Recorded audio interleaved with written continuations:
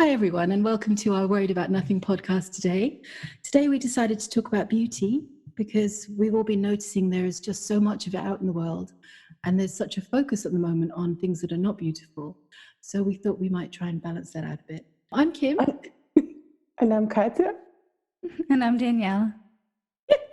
Yay!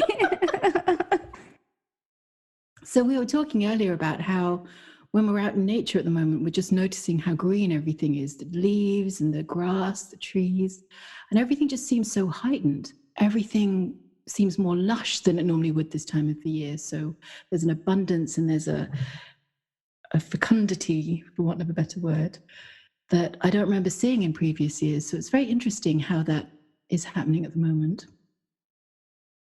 Yes. I've been noticing how green the trees are, and that's been the biggest standout thing for me. Well, we had our flowers bloom also about a month ago. Like all the different trees, right? They get their blossoms on them. And noticing the contrast in colors, like there are bushes down the side of my parents' driveway that are yellow, and then there's red in the trees, and then the green and the blue of the sky. And I was just like, wow, there's so much color just right outside my window. And it's been amazing, just really enjoying how green, especially the green, how green everything is. Yeah, definitely. The green is so vivid. It's beautiful. And here in the UK, during this month of May, which is not normally summer-like, we've had temperatures of between 25 and 30 degrees centigrade most days, and cloudless blue skies and just glorious sunshine that in itself looks brighter, looks kind of more golden than I remember seeing before. And there's a little, it's called Parkland Walk behind my house, where you can just walk down this path that used to be a railway line, and there's trees growing above. And just, I love walking down it every day because you can look up through the canopy of the trees and that golden sun just comes through the leaves and they just turn bright emerald, and it's just so beautiful. And I like taking photographs as well. So I'm kind of, the moment what I'm doing is I'm the crazy person who walks down there with a camera sort of dancing under the leaves, taking pictures. And it's interesting because I spend most of my time looking up when I'm walking down that walk. And it's like an exercise path. So people cycle down it, walk their dogs, that kind of thing. But nobody else looks up. And I'm just thinking, wow, you're missing so much that's just happening around you, because a lot of them are focusing or looking down or just looking forwards. And I think it's so interesting how you can miss all this incredible beauty around you just by not looking and focusing on the negative or the worrisome or the fears or whatever it might be. And I think it's so important to take that time to look up, take that time to look out and appreciate what's there instead of just focusing on one thing. Mm-hmm. Interesting. It's a different concept, but when you run up the hill, one of the rules is look up. Ah, right. Because you want to imagine yourself on the top of that hill. Not imagine, but see yourself there. Yeah, you need to look up. It's actually easier because the moment you look down, your whole posture isn't straight and it's much harder to run. You're not breathing properly. Oh, that's really interesting. So physically, physiologically, it's important to look up as well. Mm-hmm. Mm-hmm. Well, especially when you go up the hill, but when you go straight, just be straight, I guess. Yeah, where I live, we had lots of rain, so the greens are just starting to come out. So where I am, it's a little bit delayed, and we had a lot of cold weather where I still had to wear gloves and mittens. And I'm wishing we had some summer, but looks like it might be coming this weekend. Nice. Yeah, you had snow fairly recently as well, didn't you? It's quite common to snow in May where I live, so yeah. Oh. Every other year we have a bit of snow in May. Wow. Mm-hmm. Yeah, we had snow in May too, which was very odd for us, though, where I'm at. We couldn't believe it, and my mom had people come to take down trees that day. So they're working in the snow. It was very bizarre. Yeah, that was like a freak snowstorm, wasn't it? You had just for a short while. Yeah, I remember you saying. Yeah, it was like more than just a flurry, but I wouldn't call it a storm. My mom was acting like it was a nor'easter or something. I'm like, no, she's like, it's really coming down out there. It was a lot of snow. But talk about beauty, watching it snow in the sunshine. I've never seen anything like that before. Yeah. Wow. I had a couple videos on my Facebook page, so maybe I can put them in the comments down on YouTube and people can go check out what that looks like. It's a little harder to see in a video, but yeah, that would be good. If we can work out how to put videos in the comments. I'm not sure how to do that, but if you know how to do that, go for it. Yeah. Maybe I can just put it on our Instagram and we can link to it. Yeah, that would be good. Very short podcast this week. Thank you. Yeah, right. That was our conversation on beauty. Well, I think we started with the weather, but there is other aspects. We can touch beauty and spirituality, how you look and things like that. That could be, because I've noticed some of the people in spiritual community are concerned, oh, somebody left me for a model. So that's their definition of beauty. Yeah, that's a very good point. There's beauty in so many other things. And it's interesting what you were saying about beauty and physical appearance, because I'm finding that I'm doing some work with the Venus mantra at the moment, and also just generally doing some clearing. And I'm finding that the more I'm working with it, the more I'm seeing beauty everywhere, in everything, including myself. So I've never been one of these people that's looked in the mirror and gone, oh yeah, I'm so gorgeous. I'm just beauty personified. There's always been a lot of critical thinking and pointing out flaws and that kind of thing. But recently I find that I'm looking in the mirror and just loving what I'm seeing, and not in a, oh, I'm so great way, but just appreciating the fact that this body is this body and this face is this face. And it's not perfect. It's not model standard by any stretch of the imagination, but there's beauty there that I'm able to see now that I never really could. Like back in my 20s, for example, I was more kind of classically good looking, and it was about the external. Physically, I was attractive, but didn't really appreciate it. And now I'm older, it's more seeing what the inside is coming through. And I really like that. It's very new for me. So I'm enjoying that. Mm-hmm. And seeing it in other people as well. When you see their inner beauty come through, it makes them so much more beautiful. Like when people are feeling love or talking about love or something they enjoy, and you get that sparkle in the eyes and you get that radiance and that just joy emanating. It just makes them so beautiful. And it's so much more important to see that. And in a way, at the moment, it feels like what we were saying about nature being more abundant and beautiful in the greens. It's almost like the inner self or the inner soul of nature is now being revealed more than it was before. And I'm finding that with people as well. You kind of see their inner soul more. And it's either incredibly beautiful or maybe less so, depending. But it's like a layer has been taken away or a blanket has been stripped off. And you can see things more clearly. And the natural state of things, I think, is beauty, or I feel is beauty. And it's the twisting of that or the warping of that makes it not beautiful. But the natural state of everything is perfect or beautiful, because that's the way it is. It was created that way, or it was born that way. And it's what we put on top of it or do to it or manipulate it that makes it less beautiful or stops it being beautiful, I feel. Well, I think a lot of it came from Hollywood, because there is a standard how the beauty should be, what it should look like. You need to have, I don't know, puffy lips, skinny face, and a bunch of other things. So it's all modeled to us. And the more we watch TV, the more we're programmed to believe that this is beauty. Mm-hmm. And this is why there's so much confusion around beauty, because the same for me. When I was young, I had to do my hair. Not that you shouldn't do them, you shouldn't take care of your hair, but I thought that if I don't go and don't dye my hair, and if I'm not blonde, that I'm no longer beautiful. So I didn't see the beauty beyond what you put on your face. So like even going outside and take the garbage out without the makeup, it's like, no, I can't do that. What if people see me without the makeup? oh, I look ugly. No, I can't do that. So it's just not believing in yourself that who you are, who you've been created as you are, is already beautiful. And there's nothing to cover as long as you can see that. And little by little over time, I start appreciating who I am without all the just looking at myself. Whether I wear makeup, whether I don't, I still see the beauty in it. And I'm not so much conditioned that I must wear makeup. If I don't do that, I just feel like I'm not alive. I want to hide away because I think that I don't want people to see me like that. Mm.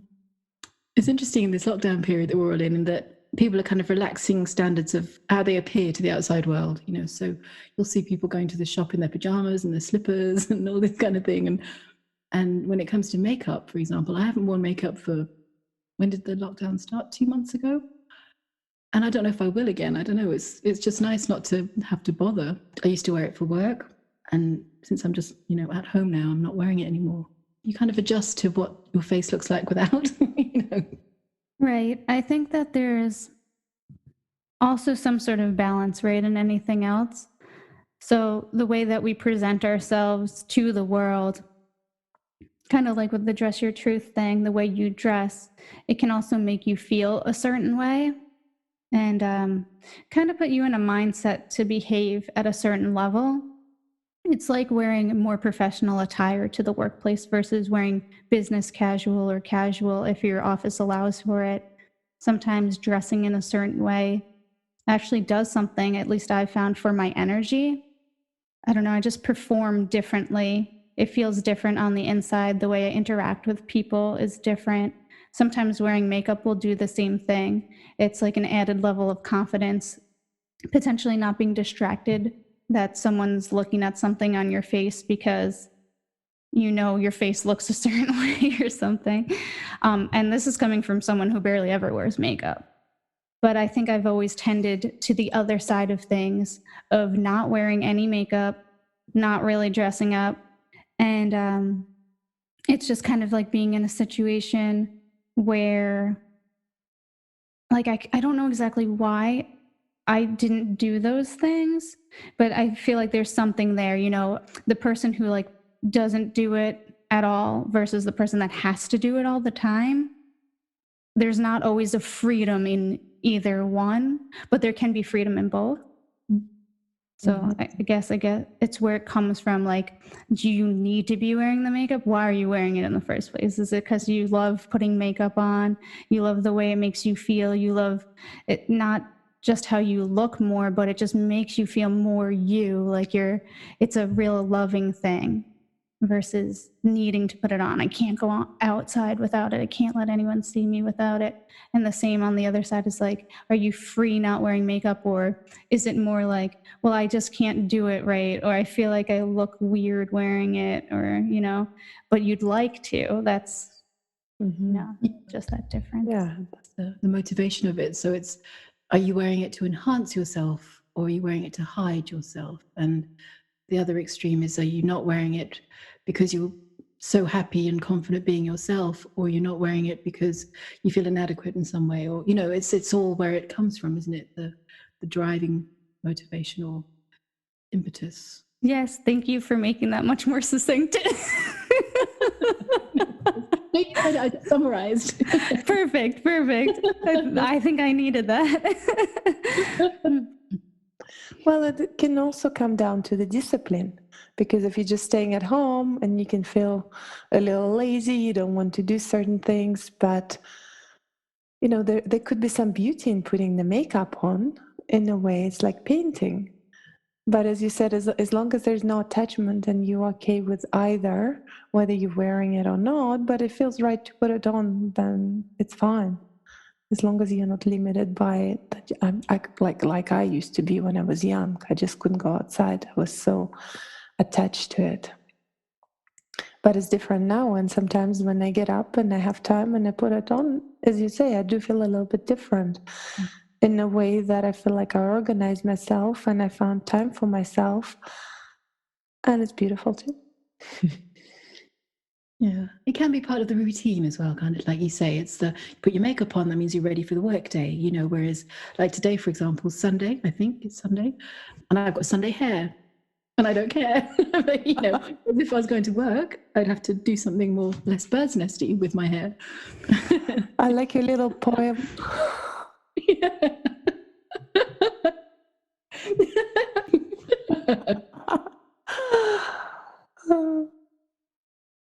But it's interesting, yeah, about how we get programmed to see or believe what beauty is, whether it's physically, the physical form, or whether it's beauty in other aspects, by the conditioning of what happens outside us, whether it be Hollywood or whether it be our upbringing or whatever else it might be, influences on our lives. And I think that can be such a rigid thing sometimes, you know, because it really narrows things down. So let's say, using the example of physical beauty, the Hollywood standard is very limited of what is and isn't beautiful physically, whereas the range of physical beauty is so wide. And when you can fall through that and stop believing that flashing neon message of this is the only thing that's beautiful, this is the only thing, you know, believe this, and actually just really appreciate it in all forms, it's so much more freeing. You know, so not just physically seeing the beauty in people, but appreciating the, in inverted commas, flaws or the quirks as being beautiful too.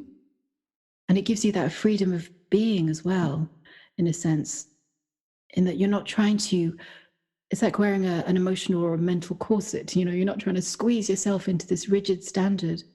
Instead, you can relax into the whole bounteousness of beauty in your own way. You know, everyone's beautiful in their own way. And if people just were able to relax into that and believe it and see it, everything would be even more beautiful. Absolutely, accepting their own beauty so that they can express it with the world and in a confident, free way. Because I still struggle with stuff like that, physical beauty things too, because I feel like it's so ingrained in Hollywood, like you had mentioned, Katya. And I watched a tremendous amount of television growing up. It was insane. I would skip dinner and continue watching TV. Like my mom used to say, I was a TV addict. So it was pretty deep. But one of the things that I found really helpful is sometimes looking at like the trees, because none of the you don't expect the trees to look any different than they do, but you still find beauty in almost every tree that you look at. So to remember that people are like trees, you know, we're all unique. Sometimes that can be really helpful. And you know what? I've been researching a little bit about the garden. I have a tiny little backyard, and it's interesting how in the past we would always put sod in because we want to have green grass and everything. We want to cut the grass. We want to look a certain way. We want to water it, fertilize it. And I stumbled across an interesting article where the biologist suggested to start using native plants. And I even found a company that sells native plants, the seeds, and you can attract butterflies, you can attract bees in your garden, or you can attract birds. So I was looking into getting one of those mixes. I still have sod in my garden just for the kids so they don't bring the dirt in, but I made a big space for my garden bed. And I'm also going to make a space to put those wild plants in so I can have more beauty in my garden. And since I planted a couple of vegetables, it's been really fascinating to see them grow. You come in and you just look at the dirt and see if anything came up. Oh, look, there's a little green. And my kids are so excited. There is beauty in it too, just to see how nature is in itself. We as humans like to organize it so much, it has to look a certain way. I think this is where it all begins. And the same for me. As I said, I still have sod in my yard, not everywhere, but I still have it. And to some extent, I do enjoy it because it's beautiful and green, but I can also see how the nature itself is not organized. And it's so beautiful. It's like going in a field with grass. And I remember as a child running through it and finding all these wildflowers and just looking at them. It is beautiful. It's not the same as going to the park. Park is beautiful, but in very organized, human-made way. I mean those parks that have been designed by humans. I don't mean those that you just go in the nature. And it's just looking the nature playing out itself is amazing. Yeah, that's beautiful. Yeah, absolutely. I agree. I near where I live, there's this big wild heathland. It's called Hampstead Heath.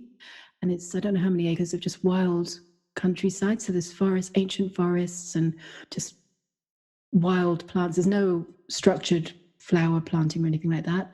And I can just spend hours and hours and hours just rambling around there because, like you say, it's watching nature living itself out. It's living the cycle. It's born, flourishes, dies. The next thing comes in seasonally.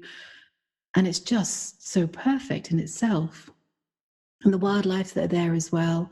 You know, you get foxes and squirrels and geese and ducks, that kind of thing. It's not like Canada, we don't get, you know, bears and moose and all that sort of stuff, but the small kind of, you know, city animals that you can see. It's lovely because, again, in themselves, it's all part of the natural order of things. And it's just, it brings that peace. I think, again, it's that acceptance of beauty in its true form. You know, it's just going about its business. There's no pretense, there's no trying. It's just doing what it does. And because of that, it's just perfect. It's beautiful. Well, in a way, just looking at lockdown, there's so much negativity around it, but there is a lot of positivity too.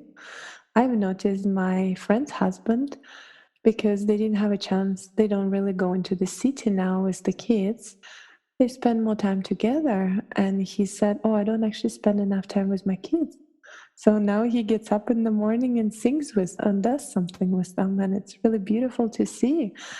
I feel like a lot of families either fell apart or get really, really close together. And just doing these activities with kids is beautiful.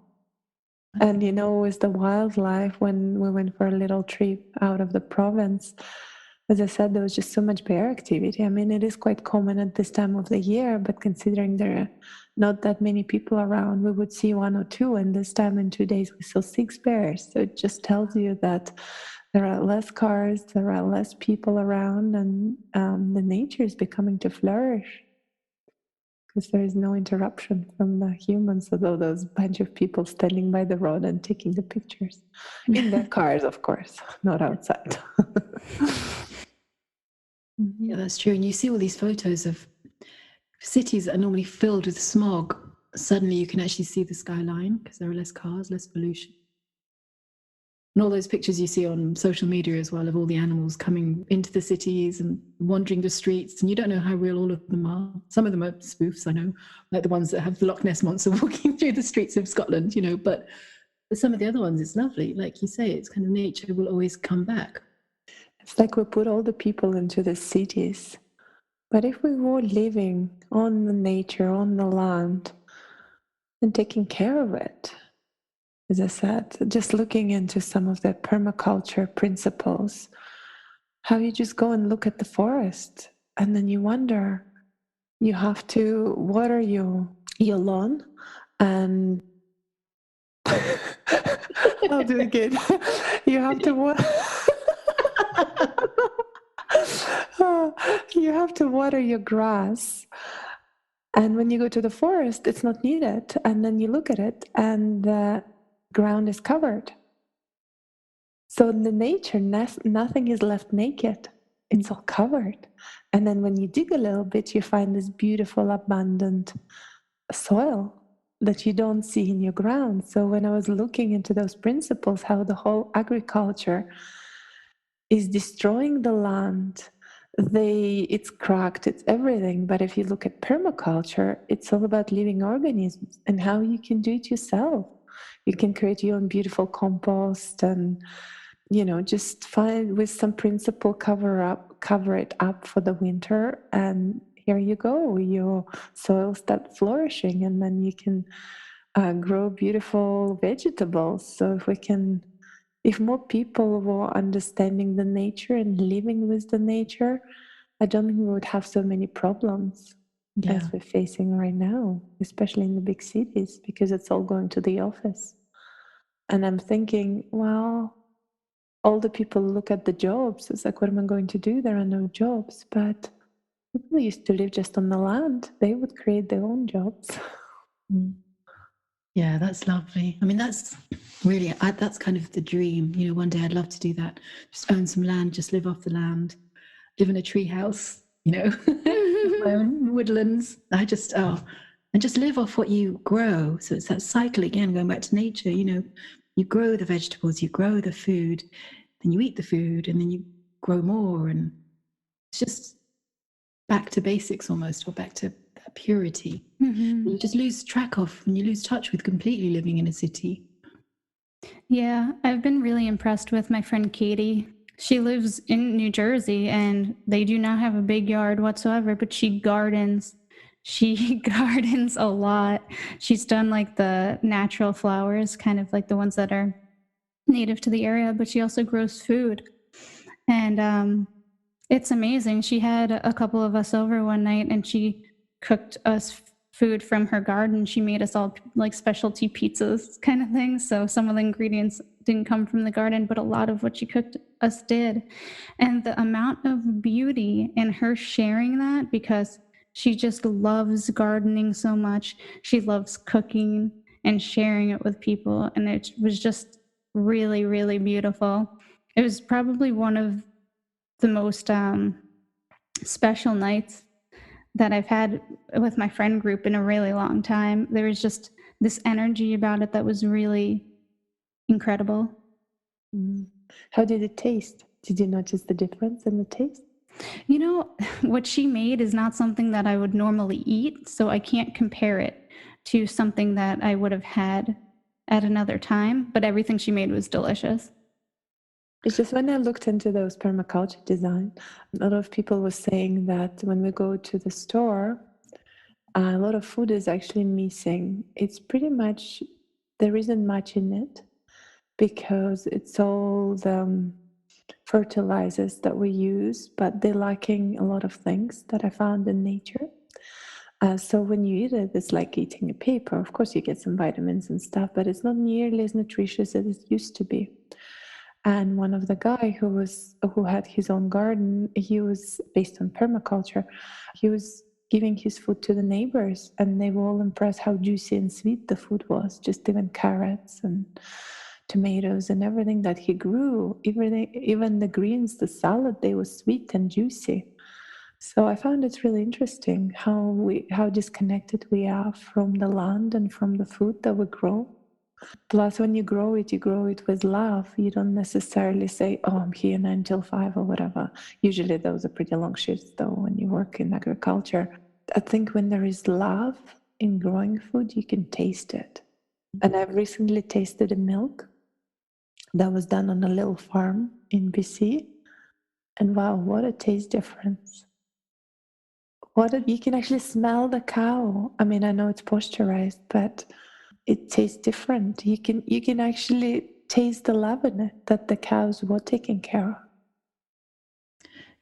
Yeah, that's so true. I find that because in London you can buy, you know, organic and straight from farm to table food. And when you buy that, you can absolutely taste the difference. And for example, I bought some apples the other day from a supermarket. When I say the other day, it was probably about a month ago. And they still look exactly the same as they did the day I bought them. Whereas when you buy or eat natural apples, they'll start rotting within a few days because that's the natural reaction of apples or food, you know, once it's been taken from the land. Whereas these apples are obviously so full of, I don't even want to think about what, that they're held together by it, you know, so they're not in their natural state. You know, and I remember growing up, because my mum's always had a massive green thumb. She's always had this beautiful garden, and a lot of it's plants, but she also used to grow food as well. And it's just an abiding memory in summer that she'd kind of pop out and just get things from the garden for lunch, you know, and wash them and then do whatever with them and serve them. And I just loved that. It was kind of, you know, the sun would be shining, the door would be open, she'd be out there just snipping herbs or whatever it might be, bringing vegetables in. And they were always so much tastier. And they looked less perfect, in inverted commas, but they looked and tasted so much more real. Yeah, I've experienced homegrown vegetables as well. And they taste so different. Even if you don't grow them yourself and you get it from a farm, you can taste the difference than ones that you would buy from the store, or at least I can most of the time. We get so programmed again to believe what fruit and vegetables should look like. So growing up, I always thought carrots were always orange, and then there's this organic shop just down the road from where I live, and they sell yellow carrots and purple carrots and all the different colors of carrots, and they're all just so gorgeous, and they taste different to each other.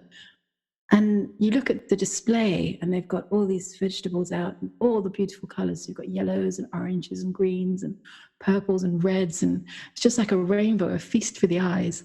And that's the way food should be. It is this beautiful multicolored hodgepodge of tastes and flavors and subtlety and natural beauty again. Whereas when you go to the supermarket and everything's just kind of packaged up in these little plastic wrappers, and it's like carrots are orange and this is that, and it just separates you from what you're eating in a way. Yeah, I even found that, like, if I was going to go buy carrots from the store, I much rather buy the ones that have like the stalks attached than ones that are bagged, or like the baby carrots or whatever that's thrown in plastic. Like, you can buy bunched carrots, I guess. So I would even prefer that because they still have the green stems on them. It's a little bit closer to what you would pull directly out of the ground. And then carrots, those little baby ones, they're like the stick ones that you can buy in little packets. I read the other day that they pump them so full of orange dye, they're not actually natural in any way anymore, which is a bit scary. Yeah. Interesting. But I found this lockdown it really pushed me to look for the local farmers and try to buy from them, maybe not eating as much. But even when we went to the local farmers, I'm not vegetarian in any way, so we went to get some manure from the farmer, and then he had lamb, and then we asked if he had still any, and he brought us a box, and as I said, it tastes completely different. It's beautiful. So just looking for that and supporting local farmers, I found that was one of the beauty of the lockdown. I didn't really want to go to Costco, to the big city, and go there. So I think there's definitely some benefits to the lockdown. Yeah, definitely. It's giving people time. And I think what you're saying about the local farmers is true, is in that it's the way that things are grown that makes a difference as well. Whether it's the animals or the vegetables, animals that are allowed to run on the hillsides will have a happier life and will also taste better than the ones that are locked in these tiny little metal cages all their lives in a barn and never see the sunlight. And vegetables too, if they're grown out on the fields and they're naturally looked after or fertilized, with manure or whatever it is, they're going to taste much better than the ones that are completely genetically modified and pumped so full of crap that they just don't taste like what they're supposed to taste like anymore. And I think we forget the real taste of it, especially when we go to the supermarket, because all our food is taken care of. If you think about it, most of the people get food from the supermarket. And sometimes it's not even from your own time zone, which is a beauty, but at the same time, it makes you disconnected from the season and from what you would normally eat in that season. Mm-hmm. Yeah. Because really, if you eat what's available in your time zone, then the diet would look different. You would definitely eat more green salads and a lighter food in the summer and heavier food in the winter, just because you have a bunch of potatoes, carrots, and things that you can store from the time they were ready to be picked up. So and I think that would definitely, if some of you know about Ayurveda principles, I think it would go hand in hand with it. Yeah, going back to a more natural way of being. Yeah, absolutely. Yeah. It's interesting what you said earlier, Katya, about, when we're talking about beauty in different forms. I think you mentioned something about beauty and spirituality. I think you mentioned something about somebody had posted that their partner had left them for a model or something like that. And I find that interesting as well, that again, beauty and spirituality sometimes can be another form of brainwashing, not always, but instead of being Hollywood giving the guidelines as to what's beautiful, it's the spiritual guidelines as to what's beautiful. So in some ways people aren't allowed to be themselves. They have to be a certain way. They either have to be vegan or vegetarian or gentle and quiet. They can never be emotional or angry or whatever it might be. I mean, I'm not saying everyone's like this, but sometimes they can be that. And again, it's a restriction on what's natural. It's not an allowing of what the person truly is like to come out. Yeah, you're just making me think it's like it's just building yourself another prison. It's like you escaped the conventional norms that were, you know, kind of restricting you and making you feel like a prisoner. And now you built yourself a new one based off of what your spiritual concepts that you've adopted. And you say, now this is what perfection or beauty looks like. So you're just changing cells, if you will, prison cells, one cell for another. This one just might have nicer wallpaper. Yeah. Nicer cellmate, you know, but you're still restricted. Yeah. And it goes back to what we were saying earlier about allowing yourself to accept all the different forms of beauty, you know, because like you say, exchanging one prison cell for another prison cell, whether it's a prettier one or not, is still a prison cell. But if you kind of just allow yourself just to be, you know, it's all connected, all the, you know, the permaculture and the seasons and nature and natural beauty, and everything's just connected in that it is just about being yourself, being what is real, and just allowing life to happen. Right. And I think when people get into things like gardening or really paying attention to nature as the seasons change and stuff like that, we'll get more used to change within ourselves because you can see the cycles of things. So I could see an easing overall as people adopt things that show you the cycles in nature. Then we might relearn our own cycles better and not be so rigidly held to, you know, averse to change. That's what I was trying to say. As people adopt hobbies that bring them closer to nature, they're more likely, I think they'd be more likely to be less resistant to change. Yeah, because that's true. The only thing that doesn't change is the fact that change will always happen. You know, and that's the thing that people resist sometimes so much. And I think, like you say about the cycles of our development or progress, it's like the, you know, the female cycle. You kind of go from maiden to mother to crone. You know, that kind of life cycle, the arch or whatever you want to call it. And there's different learnings at each stage. But people who are in, say, the mother stage or the crone stage, clinging on to wanting to still be the maiden, will always be disappointed and always be upset because they've left it. That's gone. It's the death of that phase. But if you move into it, accepting it, like, for example, I'm now in the crone stage, and you kind of accept and embrace things like the white hair or the wrinkles or the fact that my knees have gone, or, you know, whatever it might be, because it's seeing the beauty at every stage and not kind of fixing beauty into one image. Beauty has to be fluid. It's like with trees, for example, you know, they're bare in the winter, then they sprout these beautiful green shoots that get darker through the summer, and then they turn orange or yellow, and then they fall off. It's beauty in every stage of that. But just saying that you only like trees because they've got the bright green shoots is not appreciating the tree fully. You know, and I think it's embracing, like you said, Danielle, embracing all that change and the fact that everything will always be different, will always evolve, will always go through the cycle of life. I have a lot of energy moving through me now from you talking about those different stages of maiden to mother to crone, because I'm like, I was like, I think I'm holding on, stuck a little bit, and just reconciling some stuff. Because I think we also know from our studies with Eratima, and this is at least my perception at this point in time, that we can kind of be anything at any time. So maybe accepting the overall truth of the cycle, but you can bring the qualities of maybe the other cycles that you think that you've completely lost into the next one. I don't know if that's true. Maybe it's just wishful thinking for where I'm at right now. But yeah, just all of this stuff's kind of started getting knocked loose and moved around from what you shared. So thank you. I guess you can hold on to certain qualities, I'd say, in that certain qualities are eternal. So, for example, if you have a certain innocence, that can continue through your life, or a certain childlike joy and pleasure in things. Like Kazri, for example, she has a very childlike purity to her that is regardless of her physical age. But there are some things that will change, that physically you will change, that's inevitable.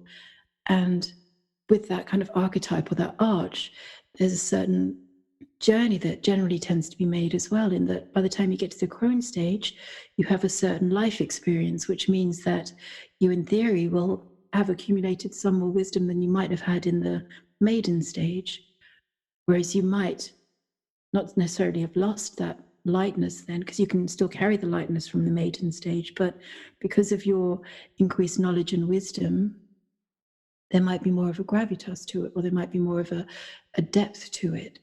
So I don't think it's that everything dies, but the cycle certainly does. But who you are through it can still remain. So the qualities that you possess can still remain. So you can still, for example, when it rains, want to run through puddles splashing. You can still have that when you're 70 or 80 or whatever it might be. But it's kind of bringing it into the physical aging or the physical cycles changing process, if that makes sense. I was just imagining the granny running and jumping in the puddle and enjoying it. And like the rules can change, so that there aren't necessarily rules. Like, for example, when I was growing up, I was always told that when you hit 40, you must have short hair. You can't have long hair. And I'm breaking that rule because I don't care. But things like that, those kind of restrictive rules are man-made. They're arbitrary in some ways. So it's about being yourself in each stage, but also acknowledging that you go through the stages, you go through the cycle, the season of life. So it is about birth and then growing up and blooming and then dying.